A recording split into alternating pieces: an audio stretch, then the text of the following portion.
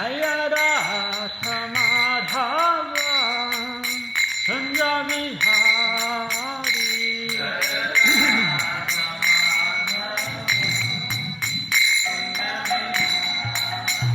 Jaya Gopidana Vallabha Sri Radhari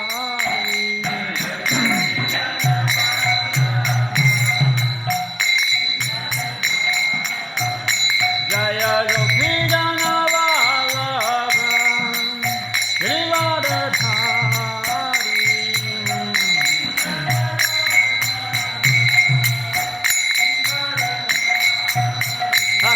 Asoranana Dadgana Ranjana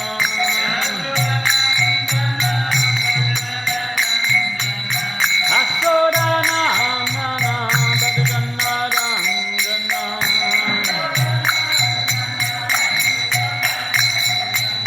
Yamuna Thera Vanachari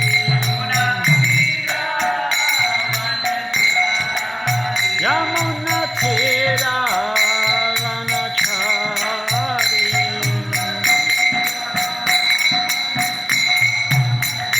Jaya Radha Madhava Kunja Vihari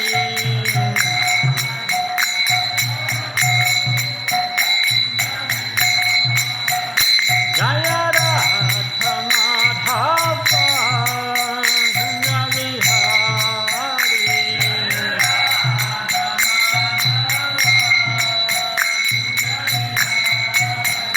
Jaya Gopidana Vallabha Sri Radhari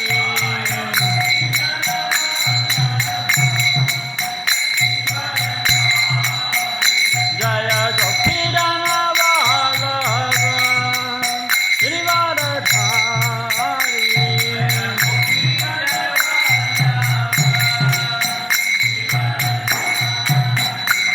Asoranandana Dadgana Ranjana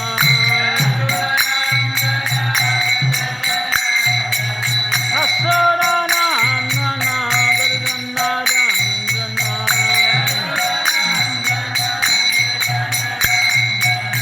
Yamuna Thera Vanachari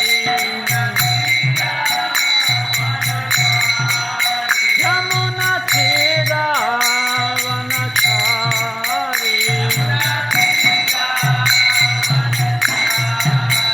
Hare Krishna Hare Krishna Krishna Krishna Hare Hare Hare Rama Hare Rama Rama Rama Hare Hare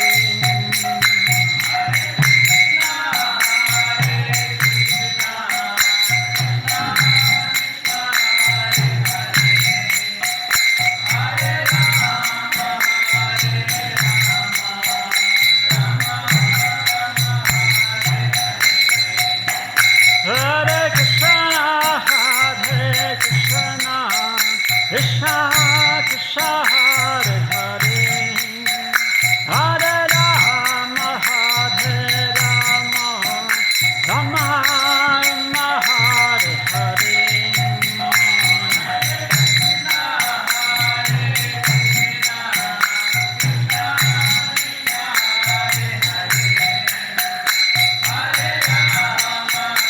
Hare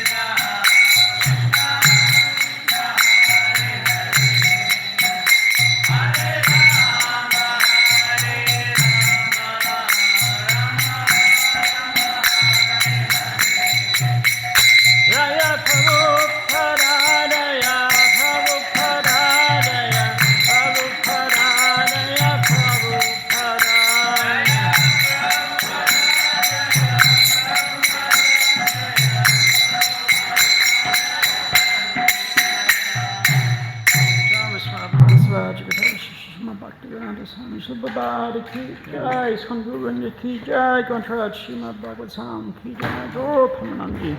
All glories to the devotees, all glories to the devotees, all glories to the devotees, all glories to Shivu and Shri Gauranga.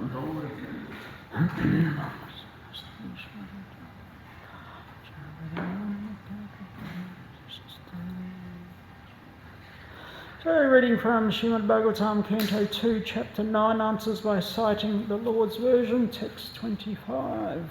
Om Namo Bhagavate Vasudevaya. Om Namo Bhagavate Vasudevaya. Om Namo Bhagavate Vasudevaya. Om Namo Bhagavate Vasudevaya. Om Namo Bhagavate Vasudevaya. Brahma Uvacha. Bhagavan Sarvabhutanam. Hadyaksho Vastito Guyam. Vedahi Apratiradena. Pragnanena Chikishatam. Brahma Uvacha. Bhagavan Sarvabhutanam. Adyaksho Vastito Guyam. Vedahi Apratiradena. Pragnanena Chikishatam. Brahma Uvacha. Bhagavan Sarvabhutanam. Adyaksho Vastito Guyam. Vedahi Apratiradena. Pragnanena Chikishatam. Brahmavacha. Bhagavan Sarvabhutanam. Adyaksho Vastito Guyam. Vedahi Apratiradena. Pragnanena Chikishatam. Brahmavacha. Bhagavan Sarvabhutanam. Adyaksho Vastito Guham. Vedahi Apratiradena. Pragnanena Chikishatam. Pragnanena Chikishatam. Brahmavacha. Bhagavan Sarvabhutanam. Adyaksho Vastito Guham. Vedahi Apratiradena. Pragnanena Chikishatam. Ladies. Brahmavacha. Bhagavan Sarvabhutanam. Adyaksho Vedahi Apratiradena. Pragnanena Chikishatam. Brahmavacha. Bhagavan Sarvabhutanam. Adyaksho Vastito Guham. Vedahi Apratiradena. Pragnanena Chikishatam. Brahmavacha. Lord Brahma said, Bhagavan, O my Lord, Sarvabhutanam, of all living entities, Adyakshaha, Director, Avistataha, situated, Guyam, within the heart, Veda, no, he, certainly, Apratiradena, without hindrance, Pragnanena, by super intelligence, Chikishatam, endeavors. Translation per Popeyes 1 VCC Bhaktivedanta Swami Prabhupada ki jai. Translation: Lord Brahma said, O personality of Godhead, you are situated in every living entity's heart as the supreme director, and therefore you are aware of all endeavours by your superior intelligence without any hindrance whatsoever. Please repeat. Lord Brahma said, O personality of Godhead, you are situated in every living entity's heart as the Supreme Director, and therefore you are aware of all endeavours by your superior intelligence without any hindrance whatsoever. Purport. The Bhagavad Gita confirms that the Lord is situated in everyone's heart as the witness, and as such he is the Supreme Director of sanction. The director is not the enjoyer of the fruits of action, for without the Lord's sanction no one can enjoy. For example, in a prohibited area a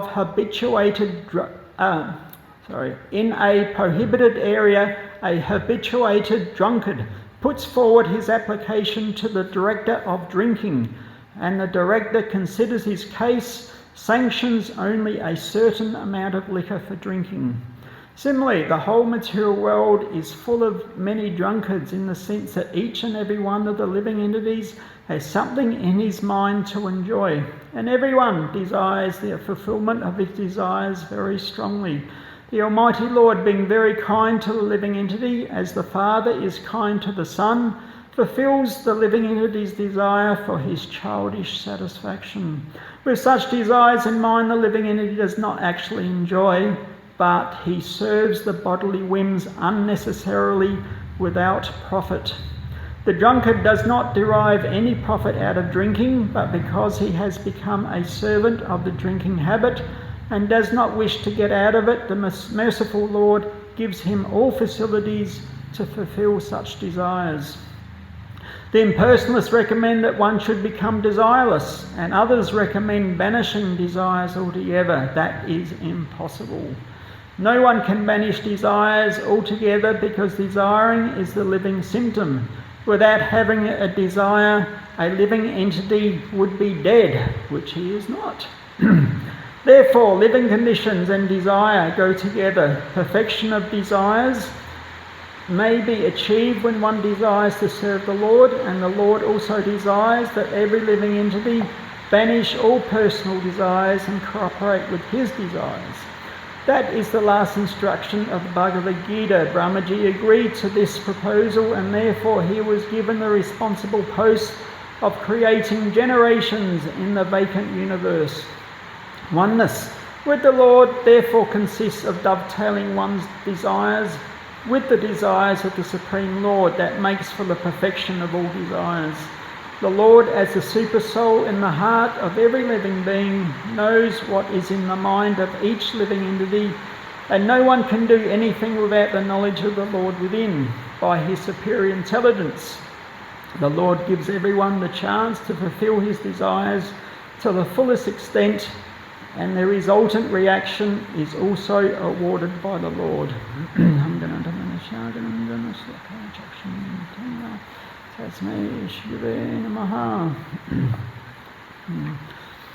So, I remember years ago I was a very new devotee, and I was helping serving out prasadam in Sydney at a like some sort of New Age festival thing, and there was other yoga groups there, and there's one person from this other yoga group come over, and he asked me, so according to the Hare Krishnas, God is within the heart. And I said, well, that's what he says in Bhagavad Gita. And he says, so what about if there's a heart transplant? What happens? And as I said, I was a very new devotee, but fortunately, just a couple of days before, I had read where a devotee had asked Prabhupada exactly the same question. So Prabhupada gave it very simply. He said, well, God stands up, they take the heart, and then they put a new heart and he sits down. So that was Prabhupada's answer. So that's what I told him, and he just sort of looked at me for a second, shrugged his shoulders and went off. And I thought, well, that's perfect preaching. I'm just repeating the Acharya. So, of course, if I was asked the question again, I would give another answer also. I say, well, that's the simple answer, but more in-depth answer would be Krishna or Vishnu within the heart. He is completely independent. He doesn't require any particular facility. It's not that he requires a heart to exist or to survive or to maintain himself. So he can do whatever he wants. He chooses to be within the heart of every living entity. But as I said, he's completely independent to act. And we know that when the jiva, if they're awarded liberation, go back to the spiritual world, the super soul does not accompany the jiva at that point. The jiva doesn't need super soul guidance anymore. It's a bit like maybe in academic circles when you've got your PhD, you've got to the top, you don't need a teacher anymore. You know, you've made it to the top of your field. So it's like that. But whilst we're in the material world, Krishna remains with us as the Chaita Guru, Lord within the heart, and he's guiding us. I mean, the subtle voice, he manifests as our conscience. He said in the non-human species, he manifests as what's sometimes called instinct. He's guiding that living entity in the animal body, bird body, whatever, according to the facilities that that particular body offers. But in the human form of life, we have free will, but he manifests as our conscience, so the subtle voice trying to guide us in the right direction. But at the same time, whatever desires we have, he is sanctioning. So it's not that he is creating our desire, where that desire is coming from us ourselves. And it's not he's creating a particular facility, because the material energy creates the facility to fulfill our desires. But what Super Soul does, he just sanctions. And as Prabhupada mentions, even if it's a foolish desire, Super Soul might try to adjust things to, change that person's desire. But in the end, like Prabhupada says, childish desires, even if he knows that it's not good for us, even if we know it's not good for us, but still that desire is there. So Krishna, well, if you want, go ahead, but don't blame me. But everyone likes to blame God. If something goes wrong, everyone wants to blame God. If something goes right, we don't say, oh, thank you, God. They just say, well, I deserved it. I'm such a good person. I really deserve this. But if something goes wrong, we like to blame God. But nevertheless, he's simply sanctioning. He's witness, silent witness, and sanctioning.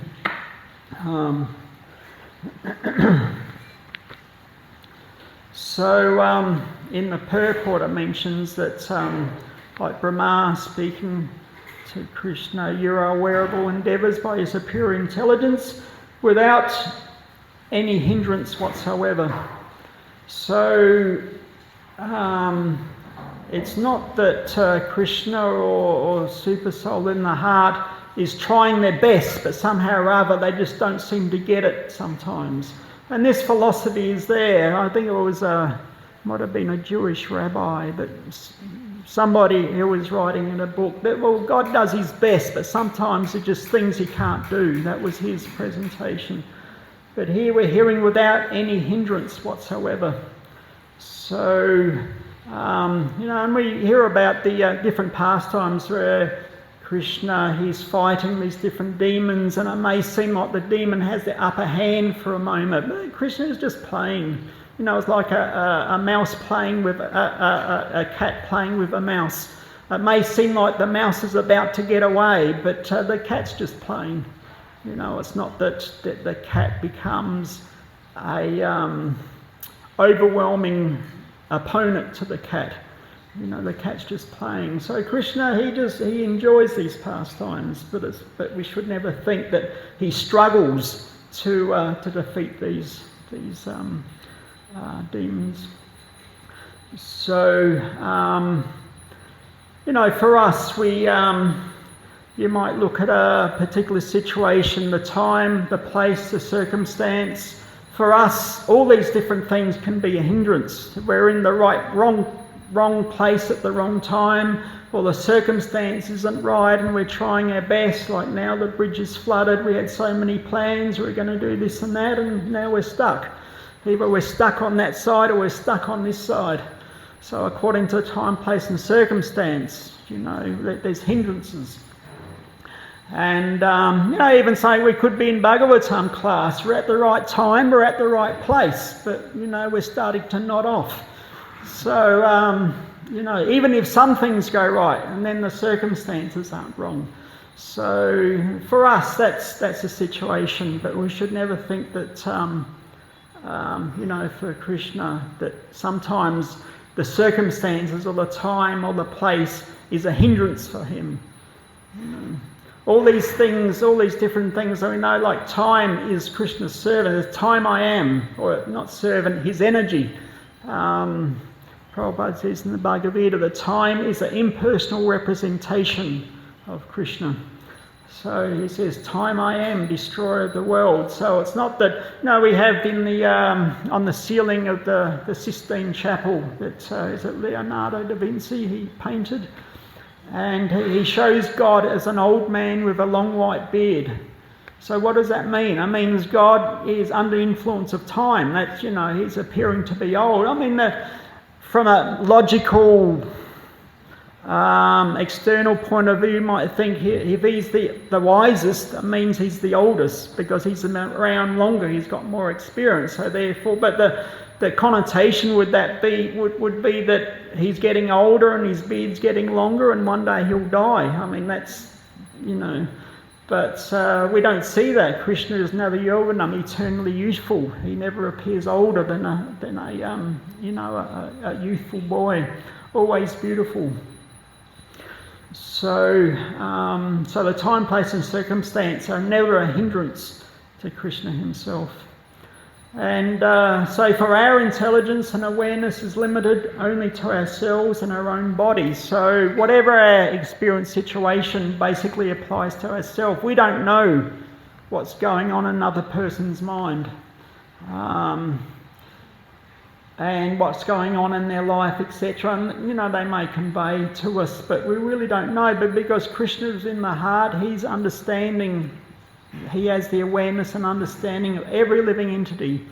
He's personally present in Goloka Vrindavan, eternal abode. He's also a super soul. He's within the heart of every living entity, and he's also within the atom, between every atom. So there's not one place where he doesn't exist. Therefore, he knows everything.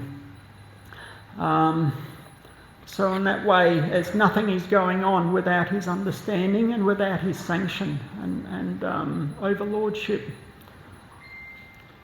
And it's not that, he mentions to Arjuna that, many lives we've had, I remember all of them, but you do not. So referring to different appearances, different incarnations, different pastimes, Krishna remembers them all. But under the influence of Yogamaya, Arjuna is not understanding, even though he's appeared many times with Krishna. So, we all understand we've had a past life, but generally speaking, we don't remember. Sometimes there's a little bit of what they call deja vu. It's some sort of experience where I've been here before, or some sort of, possibly that's a past life memory. And also our natural propensities and abilities that we're born with. To some degree, these can be influences of past life, but generally speaking, we don't remember these things. And even in this life, so many things we don't remember. What happened yesterday, what happened a week ago, what we were doing when we were at these different ages. So many, and there can be like a disease, amnesia. We just can't remember anything, or some sort of trauma, like a car accident or something. And, personally, I just can't remember anything what happened. So in so many ways, our facilities are limited. A lot of online forums sort of discussing, like, theology, related topics. And people say, well, I don't believe in God because I can't see him. We're very proud of our eyes, but our eyes are limited. There's no light. We can't see the hand in front of our face, and we can't see beyond walls and anything that's going on around us. So many things we can't see. So therefore, the Sastra recommends Sastra Chakshu, seeing through the eyes of Sastra. So in other words, hearing is far more superior than seeing, because I said that the last sense at the time of death, the last sense that is active is the hearing. So therefore we're always very eager that when we're on our deathbed that we've got devotees chanting, because that's the last thing we're going to be aware of. I'll give an example, of course, is with the Princess Rukmini, that she had never met Krishna, but she heard about him from childhood, and just hearing those qualities and activities of Krishna, she becomes so attracted, and she had given her heart to Krishna. So then when her marriage was arranged, she was very unhappy with that, arranged by her brother, and she sent a letter to Krishna to please come and rescue me from this. Of course, she was destined to marry Krishna because she was ultimately like expansion of the goddess of fortune. So Krishna was the only one that she could marry by destiny. But nevertheless, the point is that just by hearing, she obtained such an intense attraction to Krishna. So many verses in the Bhagavad Gita, we're hearing how Krishna, he explains his situation. He says in 15:15, I am seated in everyone's heart, and from me come remembrance, knowledge and forgetfulness. By all the Vedas I am to be known, indeed I'm the Kapala Vananta and the knower of the Vedas. So he tells us he's in the heart, and everything that we experience is basically under his overlordship and his sanction. Like this forgetfulness, as we were mentioning, forgetfulness of past life. I mean, if we were to remember all the different sufferings we've had in previous past life, it'd be intolerable. For some people, just this one life is just too much. What to speak of so many other lives. I did meet one man who, we got onto the subject of past life regression, and he said he actually was hypnotised and he was experiencing his past life, and he said he remembers that in his past life he was either in a bed somewhere, hospital, home, surrounded by his family, his wife and children, and he said the pain he was feeling at that point, there is leaving his family behind. He said it took him 4 years to get over that pain in this life. So this is one of the reasons why, we're bound to forget, because it can be very intense. As I said, even in this life, the suffering, what to speak of other lives. So, and then he goes on, chapter 10, he's in everyone's heart, but what does he do? He says, to those who are constantly devoted to serving me with love, I give them the understanding by which they can come to me. To show them special mercy, I dwelling in the hearts, destroy with the shining lamp of knowledge the darkness born of ignorance. So he qualifies that. It's not that he shows them everyone special mercy, but those who are constantly devoted to worshipping with love. We know that as you surrender, Krishna rewards them accordingly. So he's just reciprocating. If a jiva is constantly devoted to serving Krishna, he's so happy to reciprocate. But he's just waiting as a silent witness. He's just waiting to hear from us. And as soon as there's any sort of aspect of wanting to know Krishna, immediately he's ready to reciprocate. For myself, I was I'd been going to different yoga, like before I actually become a devotee, different yoga groups, meditation groups. I knew I was looking for something, sometimes wandering through bookshops and, just going to the philosophy section and flicking through books on Freud and Jung and all this sort of thing. And I knew I was looking for something, but no idea really what it was. I just knew I wasn't particularly happy with my life at that time. But after some time, I just seemed to be running into devotees, like in Sydney. After a while, it seemed every street corner there was a devotee handing out books. I'd never noticed it before. Maybe they were always there, but I started collecting books and starting to read. Anyway, after a while, I joined the temple. But so Krishna here reciprocates. He's there at the right time, just when we need. So the devotees are his instruments. It's not like Krishna's going to stand on the street corner handing out books, but his representative, the devotees, they're very merciful. They put themselves out. And, after a few months, I was there on the street corner handing out books, because it was free book distribution back then. We were selling paraphernalia to pay for the books.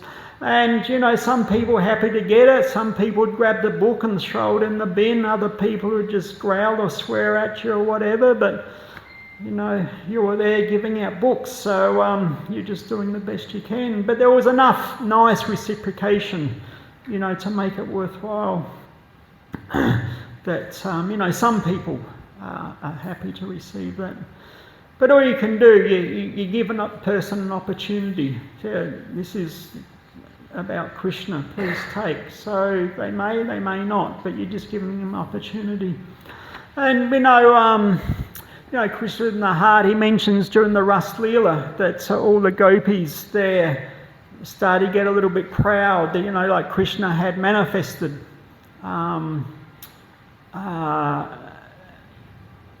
in so many different individual forms, and so each gopi was dancing with Krishna, and they were thinking, actually, Krishna's only dancing with me, and they started to get a little bit proud. So as Krishna disappeared, and they become so much distraught in separation. And later, Krishna, he mentions that I didn't actually disappear, you just couldn't see me. But I was there witnessing how you're feeling in that separation. So he was enjoying that, and it was all about creating a mood of separation from himself. And he looks at that, and Prabhupada says, like right from the very beginning, the new devotees in New York, that service and separation is the highest devotional service and the highest spiritual bliss. If we're always with the spiritual master, sometimes familiarity can be there, that the guru is there, I can see him any time. But when the spiritual master is not there, that mood in separation will manifest.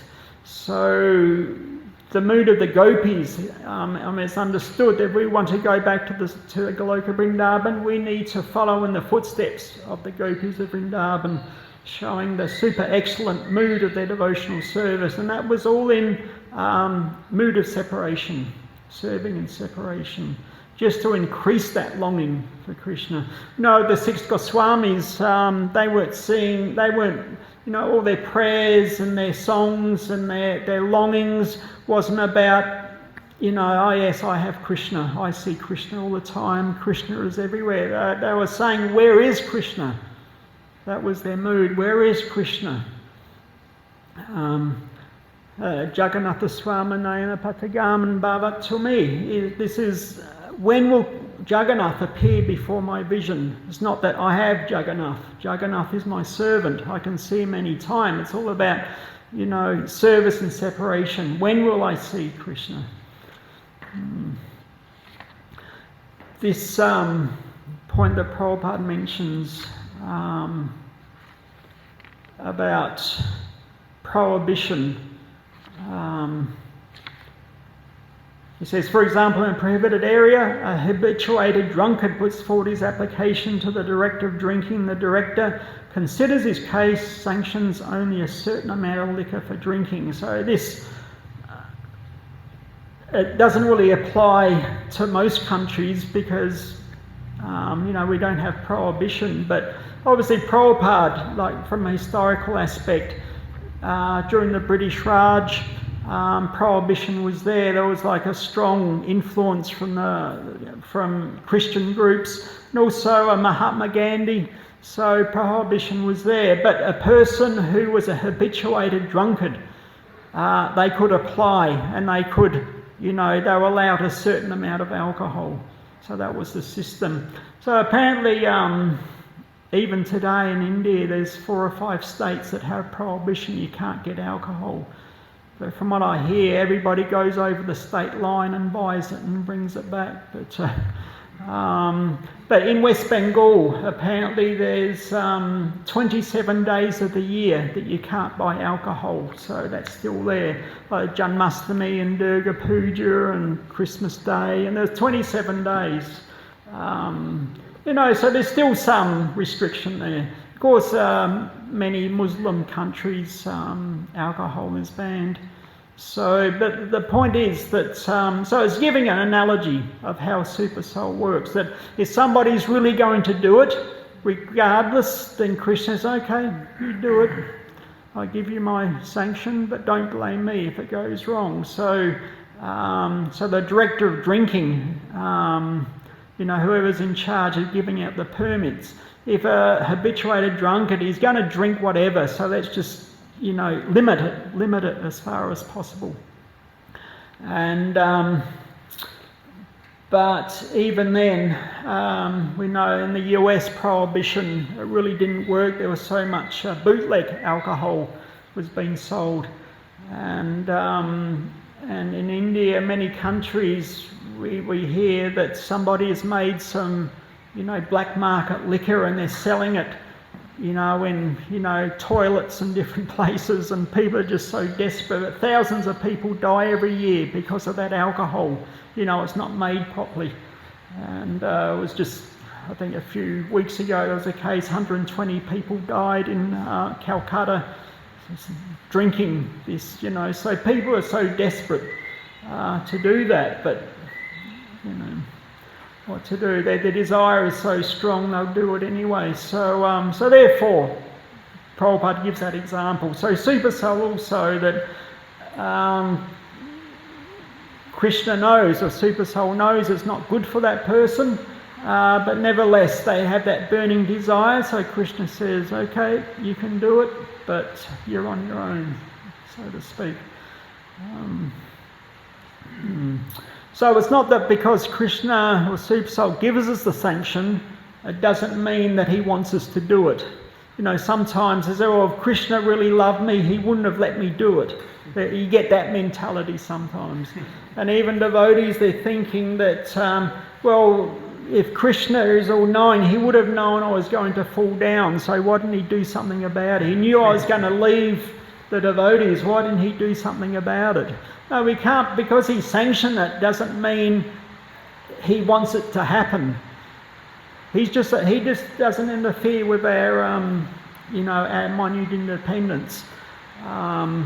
But nevertheless, that idea there is, people want to blame Krishna. Why did he let me do it? It's because we desired it, that's why. So,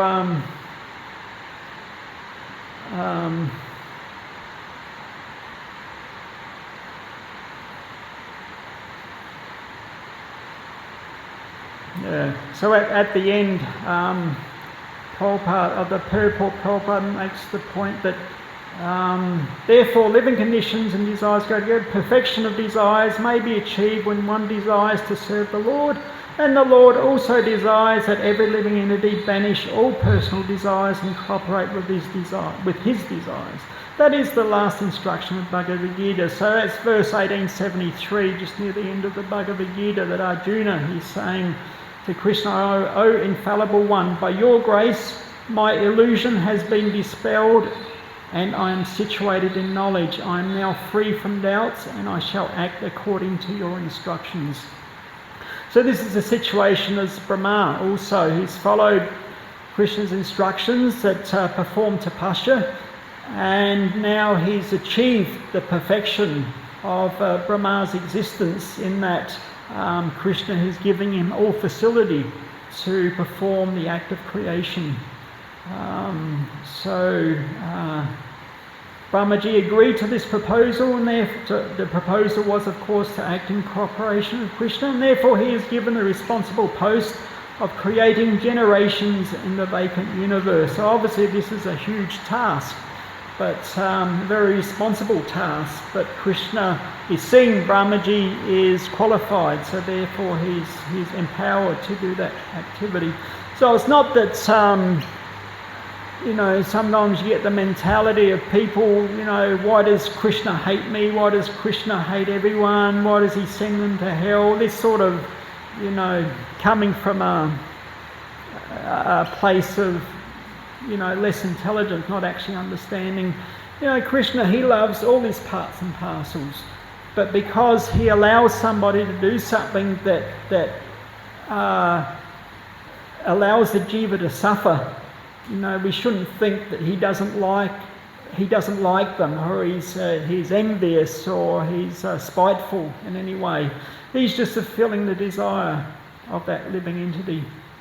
But he loves that parts and parcels and all the jivas, and he wants everyone back to the spiritual world, but he doesn't interfere with that independence and free will.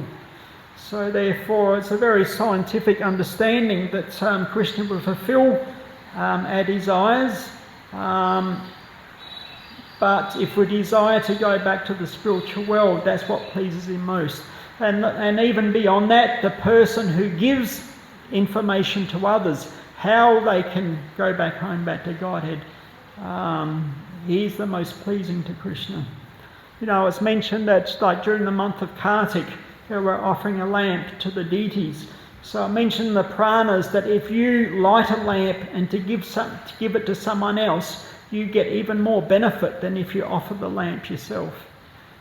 So like that, Krishna, he's giving us so much facility. All we have to do is take advantage of it. Okay, well in there, thank you very much. Any questions, comments? Yes, sir. Can you please tell us more about the adventure of Rukmini, Princess Rukmini, please? Just speak in the mic, sorry. Yeah, so just about the pastime of Rukmini, yes. like any particular point, or? Whatever you can remember and let us know. Well,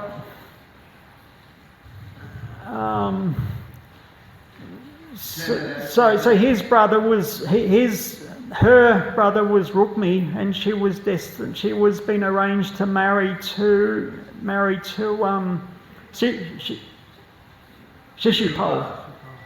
Shishupal, right? Yeah.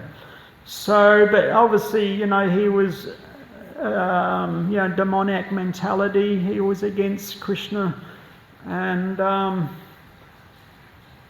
and she was very unhappy about that. So, as she was growing up as a young girl, she would always hear about Krishna from the visiting sages and, yogis and, other kings, princes who would come to her father's court. And so growing up, she would hear about Krishna, and that way she developed a burning love for him. As I said, she was destined to marry him, because she didn't really know that.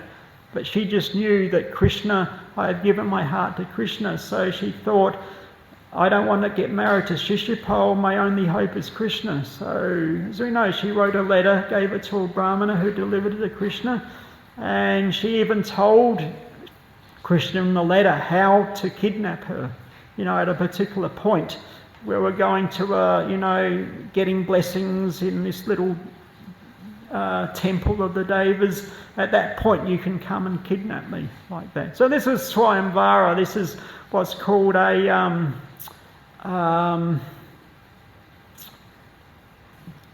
the name of that particular style of marriage is known as a Rakshasa marriage. Yeah, Rakshasa marriage, in that the prince or the king just basically abducts the princess and takes her off. And so it's a very chivalrous act also, because he's showing that he's more powerful than the others who had come to hopefully to be the prospective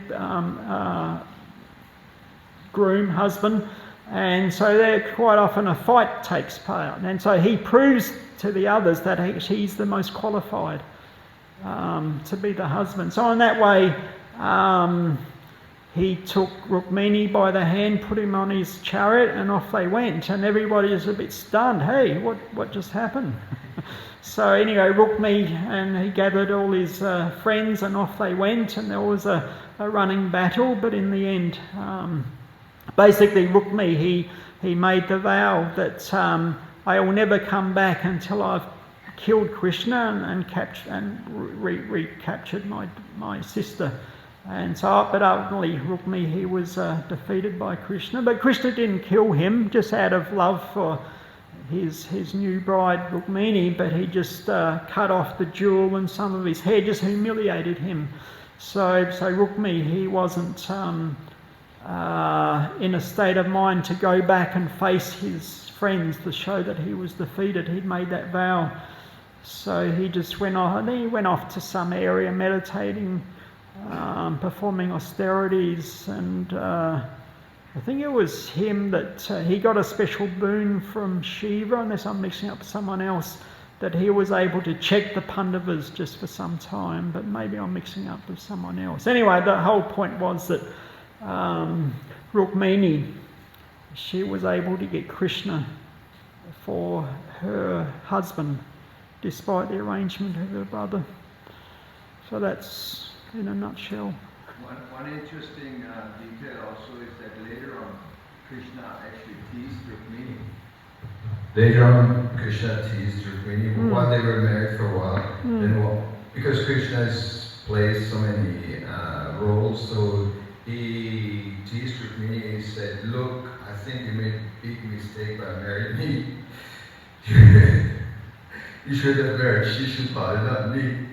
And he went on and on and on, and Krishna really put the finger on the sword, so much that Rukmini ultimately she fell. Yeah. She lost consciousness, she fell on the floor. Yeah, so once again, he's just trying to create a mood of longing and separation. But it was just a joking pastime between husband and wife, basically.